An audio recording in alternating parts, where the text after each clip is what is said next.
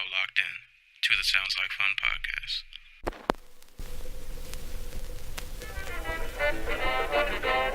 It don't matter underground or the mainstream. We taking over everything, American dreams. Make a move, long nights to the light beams. Urban Stone, we the motherfucking A-team. I go crazy on this track, man, I spit dope. You homies know I got a sick flow. What's going on, world? Welcome to the very first episode of the Sounds Like Fun podcast. I'm your host, Serial Sensei. Thank you guys for joining me, man. I've been meaning to get this channel up and running off the ground for a while. Finally got around to doing it. It is Monday, July 23rd. Yeah, man. So before I get started, I guess let me real quick just do an intro to let the listeners know what you can expect from this channel, things I'll cover, and other ventures that I have going on, which actually we will start with that. So for people who are not familiar with me, I host another podcast called the Dojo Talk Podcast, which covers combat sports, MMA, boxing, kickboxing, organizations like the UFC, Bellator, One Championship, Glory Kickboxing, all that good stuff.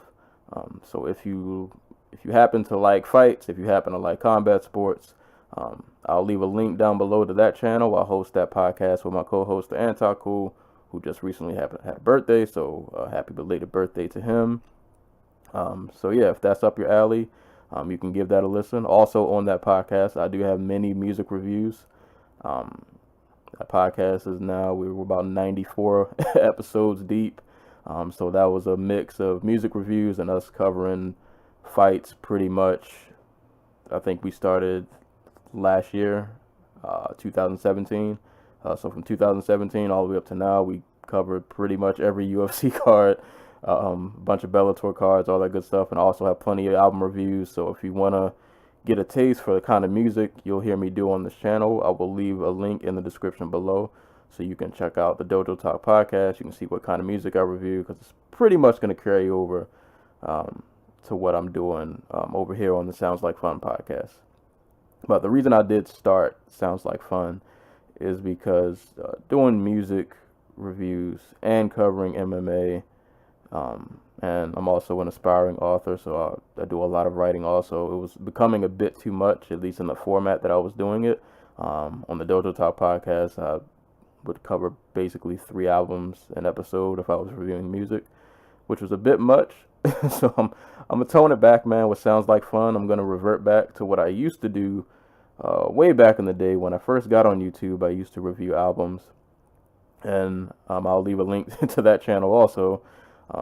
I would just review one album at a time, and I felt like it was a lot easier that way. The reviews went by quicker. I could pump out a review real quick, won't keep you here for too long, maybe 10-15 minutes at the most.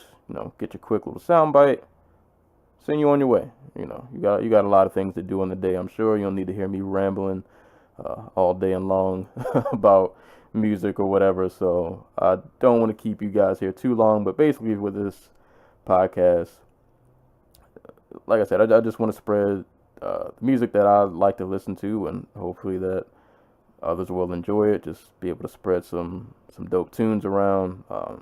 Mostly will probably be a lot of indie rap or indie music in general. Not to say I won't cover anything mainstream, but I want to cover the things that don't get a ton of coverage, because mainstream artists, there are plenty of other outlets and YouTube channels and probably other podcasts you can go to listen to coverage of whoever your favorite mainstream artist is, if that's the kind of music you listen to. And no knock on mainstream music, but I don't listen to a ton of it, so I don't really cover it. And that's one thing I'm not going to do on this channel, is cover things just to cover them. I tend to cover things that I either care about or it interested me in some way, whether it be positive or negative. But it moved me enough to just make me want to talk about it. So yeah, the channel will be mostly music, but don't be surprised, man. I might cover a movie here and there. I might cover an anime series here and there. Definitely thinking of the possibility of doing interviews here and there. Try to keep the content a bit more diverse, make things fun for the listeners, make things fun for me as the person creating the podcast. But yeah, man, that's pretty much what this channel is, man. Nothing too crazy, nothing too out of the ordinary. Just trying to spread dope tunes, dope music, dope art in general, and spread it out in hopes that you guys will enjoy it as much as I do. And also, before I get started, shout outs to the homie Shotty7. He blessed me with that intro track. I will leave a link to his SoundCloud down below so you can check out his music, because that will pretty much be the official theme song of the Sounds Like Fun podcast. That track is called A-Team. So shout outs to him, man. I will definitely leave a link below. You guys can check out his music and get a taste of what he's got going on. But without further ado, man, like I said, we're going to jump right into this. So for the very first episode of the Sounds Like Fun podcast, the album that I will be reviewing is entitled Marlowe. And the group is also called Marlowe. And this group is comprised of Larange and Solemn Brigham. It's kind of funny. I realize I've been saying Larange's name incorrect basically this entire time I've known him. I just looked up an interview before I started this review to make sure I was pronouncing his name right, and I was definitely not saying Larange. I was definitely saying LaOrange or some other variation of that, but it's Larange and Solemn Brigham with Marlowe. So Larange is a producer out of Seattle, Washington, I believe. I want to say he signed to Mellow Music Group. I know this album came out under Mellow Music Group. Of the two of this group, I was most familiar with him because of his production. He's been in the game for a good minute now. He's had a good number of projects. If you're not too familiar with him, I would say check out albums like The Ordinary Man, which he put out last year. Albums like The Mad Writer. He's done a lot of collab albums. The Night Took Us In Like Family with him and Jeremiah J. He did a collab album with Mr. Lift called The Life and Death of Scenery. So he's been around for a while. I really enjoy his production. He has a very distinct sound that I'll definitely get into when I start talking about the production of this album. But yeah, I've known about him for some years now. So I mainly checked out this album just because I just wanted to hear from him because I really enjoy his production. Solemn Brigham, to be honest, before this project, I am not familiar with him really at all. If we're gonna be honest, all I can tell you about Solemn Brigham is he is an MC from, I think, Wilmington, North Carolina. And as far as background information, that's all I got. So this is pretty much my introduction to Brigham and his music and what he brings to the table. But I can say he definitely impressed me. This project was really good. This was a really dope listen, a very interesting listen, to say the least. So I guess I'll start with Larange because, like I said, he was pretty much the main reason I checked this album out because I enjoy his work so much. So most things he put out, I'll at least, even if I don't listen to the entire album, I'll give it a peek because I know he pretty much delivers quality every time. So Larange definitely came through, man. The first thing that grabbed me about this album was production. If you've never heard his beats before, he has it's a very distinct, like, it's very jazzy, but it's hip hop. And I know a lot of producers, combine jazz and hip hop, but it's the way he does it in a way that I think is a bit different than everyone else. He adds this really old school, like, film noir touch to his beats. They sound really like classical, really jazzy, just from the drums to the horns, any keys you might hear, even to like the vocal samples and vocal chops that he uses on this album, or just in his beats in general. It has this really, like I said, it's just this really distinct, really vintage, really old school. And when I say old school, I don't mean like boom bap, like 80s rap old school. I mean like 60s, like jazz or something like that kind of old school. It's this real classical kind of feel to his beats. But even with that and that soundscape, not all of these beats whatsoever sound the same. He definitely gives you a lot of different looks, but they all can still fit under that umbrella of, being jazzy, just still having, like I said, that really vintage, just kind of old school touch to him.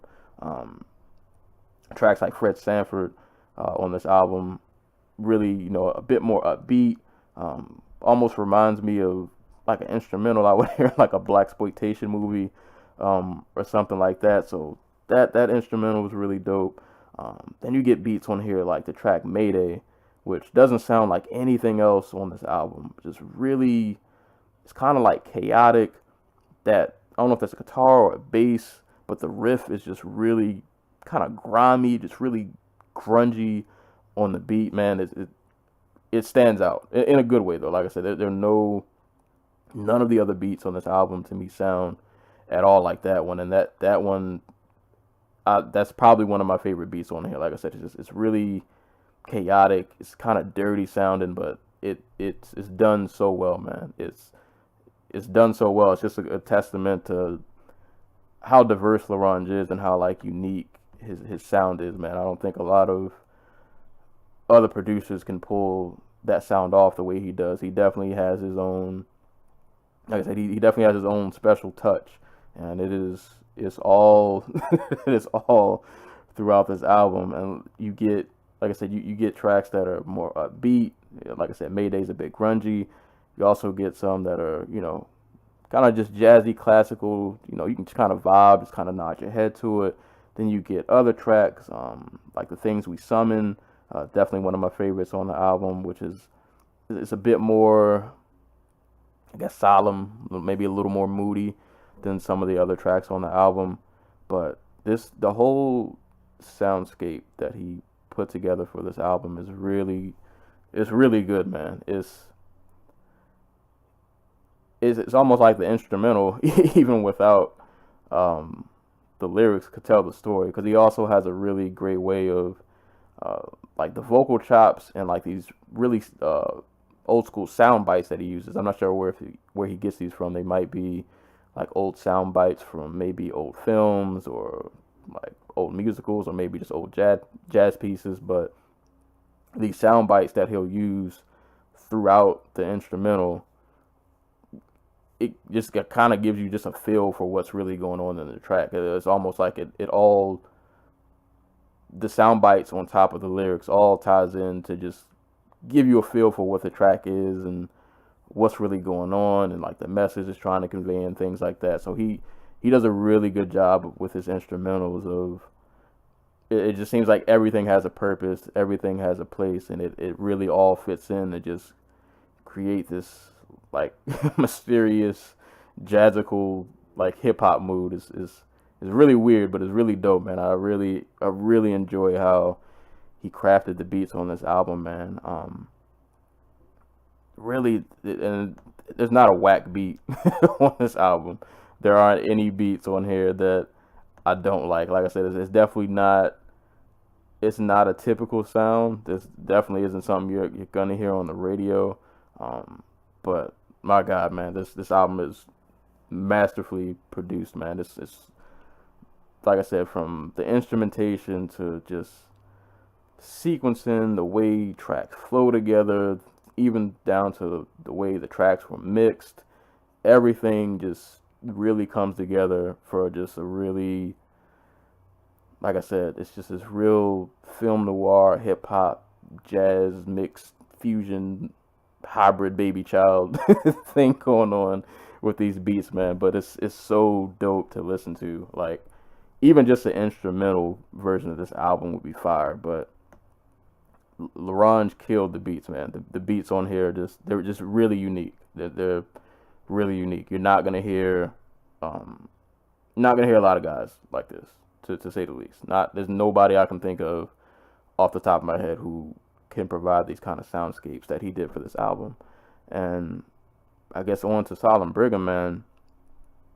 It's not an easy task to find like a flow over some of these beats. These aren't just so typical, man. And Brigham definitely left a great first impression. Like I said, this is pretty much my introduction to him. I had no idea who he was prior to hearing this album, but Brigham does a really good job of flowing over these beats. He can find his pocket really well. He can speed it up to match the beat. He can pull back when necessary. He just has a really good variety of flows, and I think also what helps is he not to peg him in a box, but he definitely gives me this kind of I almost don't want to say it because I feel like nowadays it's like a bad thing, but he has like this kind of like artsy, eccentric, like vocal tone down from the way he raps to even just his word placement and the way he structures his bars. And I think that kind of like eccentric style fits perfectly with these kind of beats. I don't think you couldn't just came over these beats and just had like a bar fest. I mean, you could have, I guess, if you wanted to. And it's not to say that Brigham don't got bars or he's not a good writer, because he definitely is. But it's just I feel like these two are like tailor made for each other. Like I've heard other rappers over LaRonge's beats before, but I don't think they haven't sounded like this. Like I don't know. I feel like these two are like tailor made. Like you guys should do more projects together. Like this seems like there should be a Marlowe part 2. Like I just think these guys have a really nice bond, man. Brigham he manages to fit perfectly over these beats. Like I said, no matter what the mood is of the track, no matter if it's more upbeat or if it's more pulled back, he can adjust his flow to just kind of get in the pocket, and he can just go and make it work. Like I said, lyric wise, man, the dude is a very talented writer, really good with words. Like I said, he has it's a very like poetic way to me that he structures his words, he structures his bars. Content wise, it's very real life. It's a lot of him.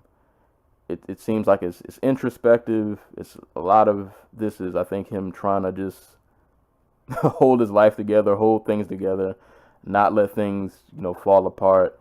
Him just trying to grind, trying to make that next step, trying to improve, but it's also very observational. He's definitely very aware of his surroundings and what's around him, how things are affecting him, how he's affecting others.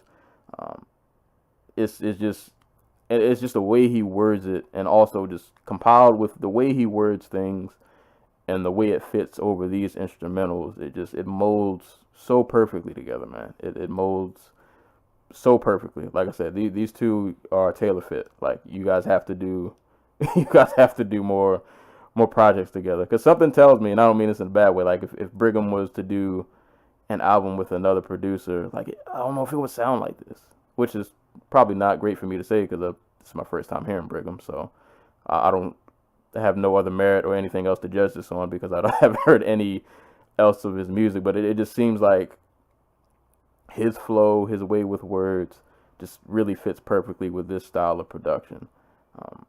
But yeah, man, he is definitely a awesome and capable lyricist. This album is 39 minutes. I think it's like 17. How many tracks? 17 tracks, I want to say. Which does seem, I don't know, sounds like it's on the long side. But a lot of these tracks honestly aren't that long. I want to say like the longest track on here is only about 3 minutes and some change. Maybe around like 3:20 might be the longest track on here. Other tracks are anywhere between maybe a minute or 2 minutes and so the album actually flows and kind of goes by pretty quick. It's like I said, it's 17 tracks, but it kind of goes by fast because a lot of the tracks, Brigham comes in, he gives you some bars, he gives you some dope lines, some good content, and next thing you know, it flows on to the next track. But it works though because, like I said, sequencing is something I think is really just underrated in music. This album is sequenced very well. The tracks flow into each other very well, and I love Brigham's flow and just his way with words. It definitely like holds my attention. It keeps me interested. he just, like I said, these guys are, I think, a perfect fit. He just has a very unique delivery and just way with words, and that kind of eccentric style, I think it just works, man. It just it just really works. And this is an album I would encourage listeners. I gained more of an appreciation for this album when I actually read the lyrics, like while I was listening to it. He's a very good.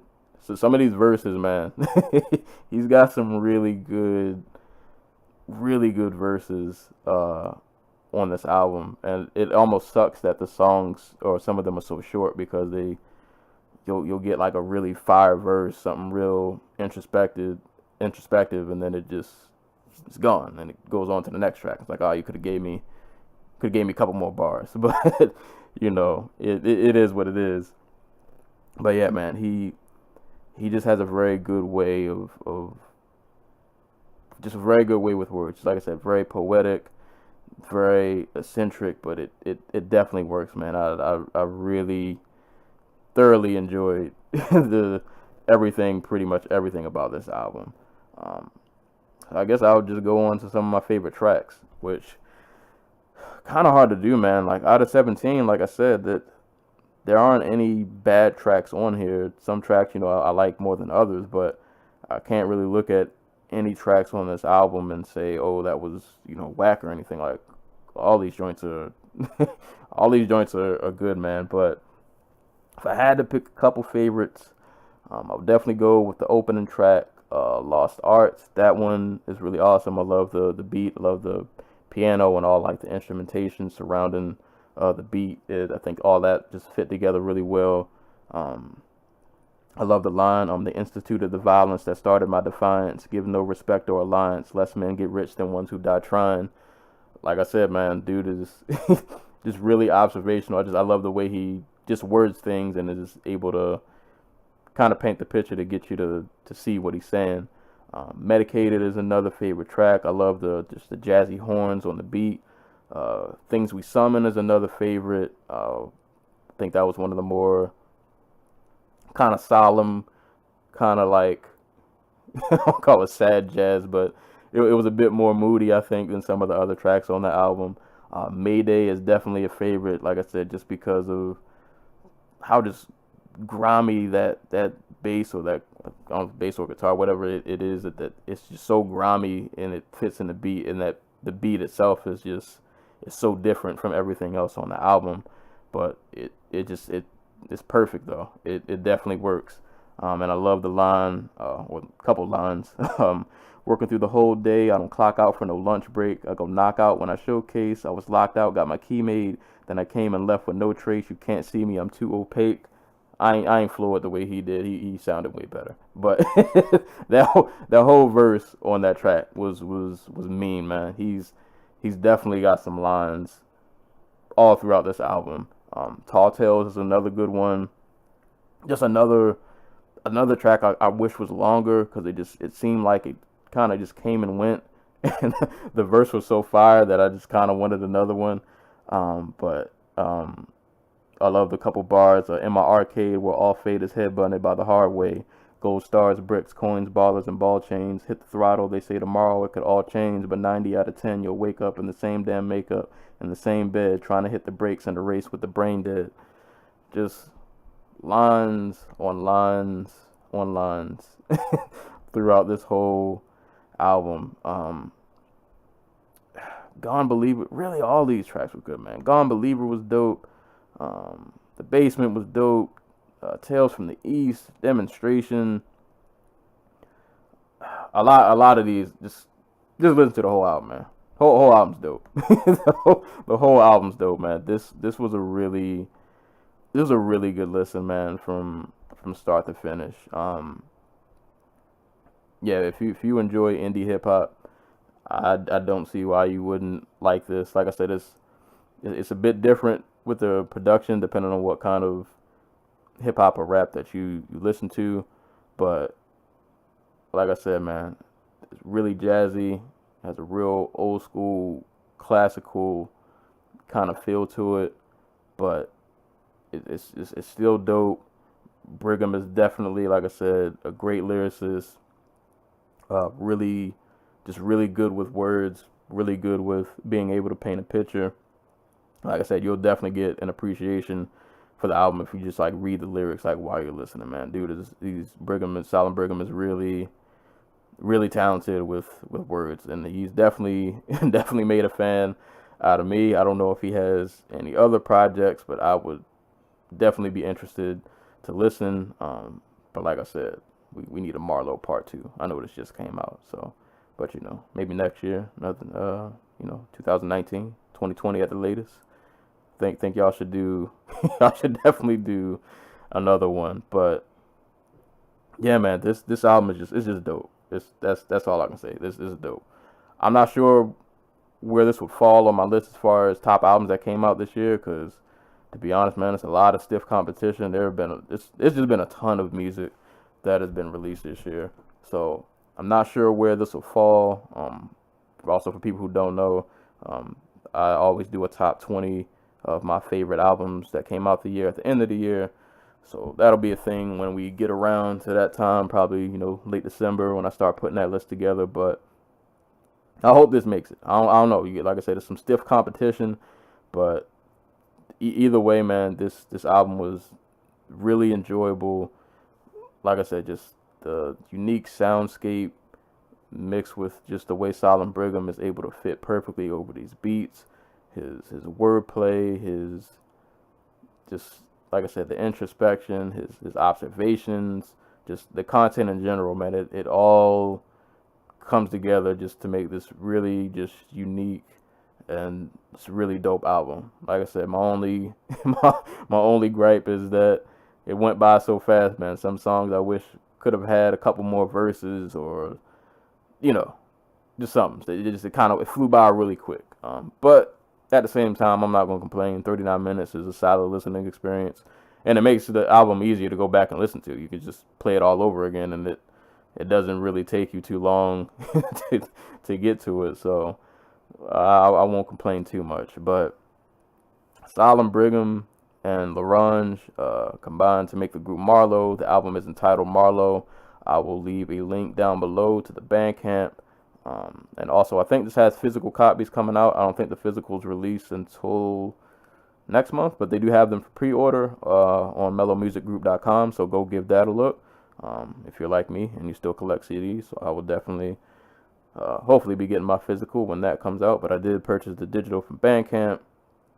So I would encourage you guys to do the same, man. Support indie artists. They're the ones who need the funds, man. This album's only like $9, man. Nobody's asking you to break the bank, man. Just support good music. Put the money in the pockets of the people who deserve it, the ones who are out here putting out original content, And people like I said, people like Larange, who've been in this game for a good minute now and hasn't really missed a step from what I've heard. So yeah, man. Like I said, these episodes won't be long. I'm not gonna be keeping y'all here forever. I can't even see how long I've been talking right now, so I could be lying. But other episodes probably won't be as long because I won't have to do any long rambling intros. We'll just start getting straight to the music. But yeah, man. Shout outs to Larange. Shout outs to Solemn Brigham. Both these guys are extremely talented. Definitely deserve the support. This album definitely deserves a listen, deserves to be spread. I think they put out a music video for a couple of these tracks, so if I can remember, I will also link that in the description below, as well as, like I said, my other podcasts and other things I have going on. And real quick, also, before I get out of here, this is going to mainly be a YouTube channel, but I will put this very first episode on SoundCloud. I might possibly put my second one, but eventually this is strictly going to be a YouTube thing. But for my Dojo Talk podcast listeners, this will be on SoundCloud. But like I said, maybe after like the first 2 episodes, it's strictly going to be on YouTube. So subscribe to the YouTube channel because that is where the bulk of all of this content will be. But like I said, not going to keep you guys here forever. So I'm going to roll out of here, and I don't know what I'm going to do. It's Monday and I'm off of work, which is always a great feeling. So I'm going to relax, probably get some writing done, wash some clothes, boring adult stuff. But Marlowe, LaRange, Solemn Brigham, salutes. Thank you guys for listening to the first episode of the Sounds Like Fun podcast. And until next time, I will catch you guys later.